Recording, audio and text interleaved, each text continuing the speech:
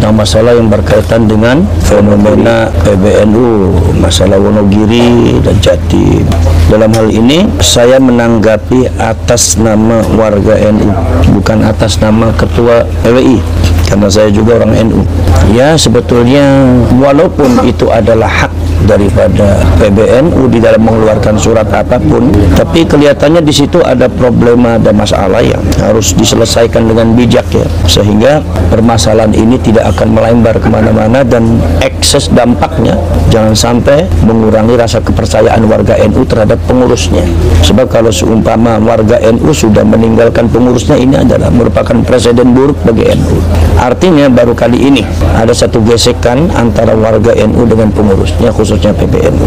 Bagi saya, yang saya amati itu cuma satu saja. Sekarang ini ada fenomena di mana terjadi kesenjangan antara pengurus NU, khususnya PBNU, dan warganya. Ada satu kesenjangan ya, kita mau tidak mau kita harus akui ya sebenarnya. Bahwasanya apa yang dilakukan oleh pengurus NU dan PBNU ini banyak tidak diapresiasi oleh warganya. Apakah itu masalah yang berkaitan dengan pencangkokan nasab Ba'alwi atau masalah yang berkaitan dengan polemik nasab, itu kan masalah orang NU juga kan, karena yang mengapresiasi Habaib dan Ba'alwi itu orang NU. Kemudian yang berkaitan dengan penyelewengan, pembelokan sejarah Nahdlatul Ulama yang sampai terbit ada di NU online. Kemudian juga ada beberapa pemalsuan makam, termasuk juga pembelokan nama-nama leluhur, khususnya yang berkaitan dengan para aulia zaman dahulu. Itu kan merupakan tugas daripada warga NU yang bersentuhan langsung dengan warga NU, sehingga yang merasakan itu semua adalah ya warga NU. Masalah yang berkaitan dengan itu sudah beberapa tahun ini memang kurang diapresiasi oleh pengurusnya ya. Artinya beberapa dekade tahun ini bahwasanya pengurus NU dan PBNU terlalu politis ya. Artinya banyak membahas yang berkaitan dengan politik ya. Kemudian juga ada yang berkaitan dengan bisnis-bisnis, sehingga mungkin permainannya ada di atas, sehingga ke bawahnya itu kurang mendapatkan perhatian khusus, sehingga warga NU yang ada di bawah ini akhirnya seolah-olah kurang mendapatkan perhatian, akhirnya terjadi kesenjangan. Bahkan akhir-akhir ini kok malah terjadi semacam bentrok gitu antara warga NU dengan PBNU dan pengurus NU ya. Kalau pengurus NU nggak semuanya lah, tapi artinya ada beberapa pengurus NU yang seperti itu kan. Ini sebetulnya fenomenanya itu aja, dan itu menurut saya harus segera diatasi dengan bijak melalui jalan dan manhaj Nahdlatul Ulama, melalui manhaj musyawarah, manhaj rahmatan lil alamin ya, dengan bijak supaya masalah ini cepat selesai dan muruah daripada Nahdlatul Ulama ini cepat kembali bersinar minimal di depan warga Nahdien, warganya. Jangan sampai warga NU kemudian kehilangan kepercayaan kepada PBNU atau kepada pengurus NU. Ini adalah merupakan hal yang sangat memprihatinkan sekali. Saya sendiri fenomena ini sangat memprihatinkan sekali.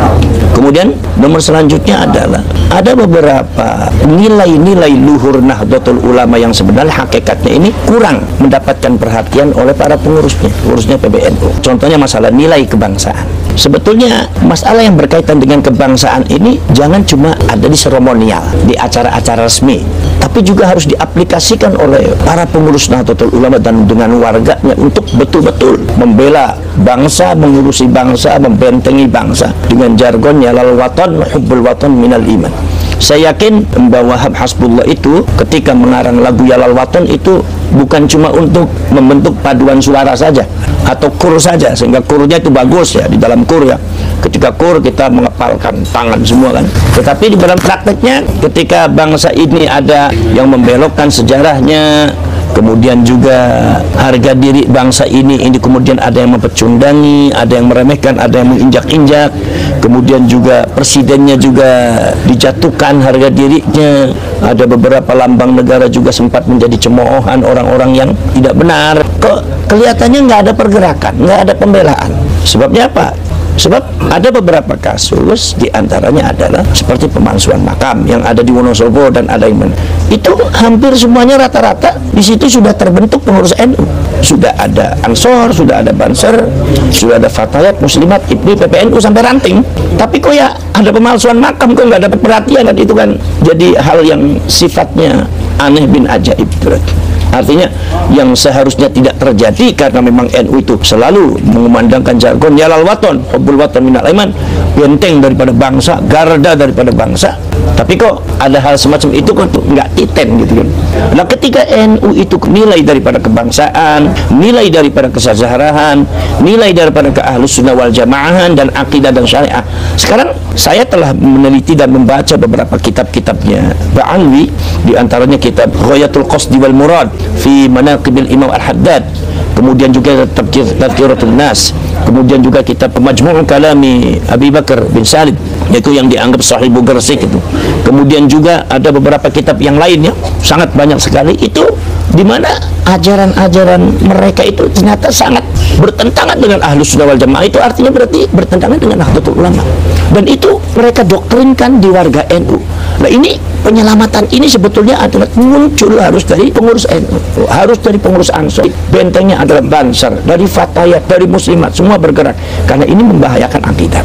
Nah, dalam akhir-akhir tahun ini diabaikan, sehingga terjadilah satu fenomena yang sekarang ini terjadi, yaitu adalah banyak doktrinasi-doktrinasi yang sudah kadung masuk di warga NU, sehingga warga NU ini masih banyak yang mempercayai cerita-cerita daripada Ba'alwi yang tidak benar itu. Dua unsur ini yang menurut saya yang harus diperbaiki. Satu adalah unsur tentang kesenjangan warga NU dengan pengurus atau dengan PBNU, harus diperbaiki. Kemudian nomor selanjutnya adalah diabaikannya nilai-nilai perjuangan ke-NU yang dulu menjadi intisari daripada terbentuknya Nahdlatul Ulama. Masalah akidah, khususnya masalah Wahabiyah itu kan.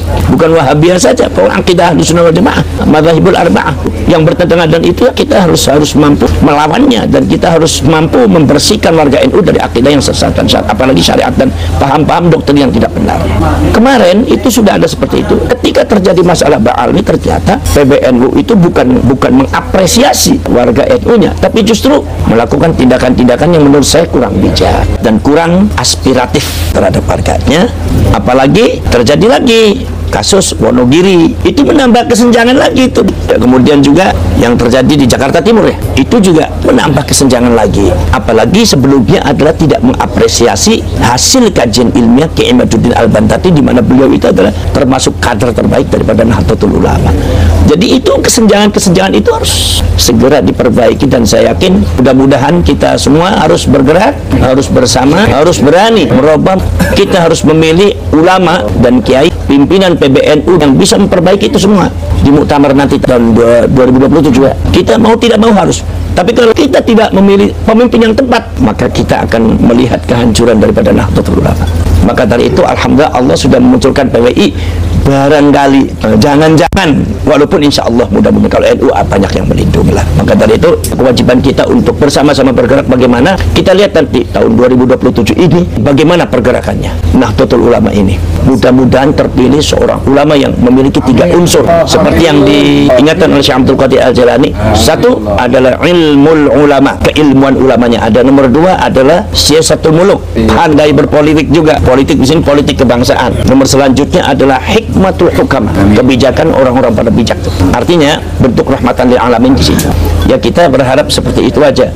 Jadi ya pertaruhannya ya muktamar tahun 2027 nanti akan terpilih yang jadi PBNU siapa. Makanya mau tidak mau kita harus berani merubah itu semua. Kalau tidak, maka NU akan hancur nanti. NU nanti tidak ada nilainya. Asbahan bila arwah wa suwaron bila ma'an. Pengurusnya ada di mana-mana, banomnya ada di mana-mana, tapi menyelamatkan bangsanya tidak ada kiprah. Tidak mampu menyelamatkan warganya dari doktrin-doktrin Ba'alwi yang tidak benar.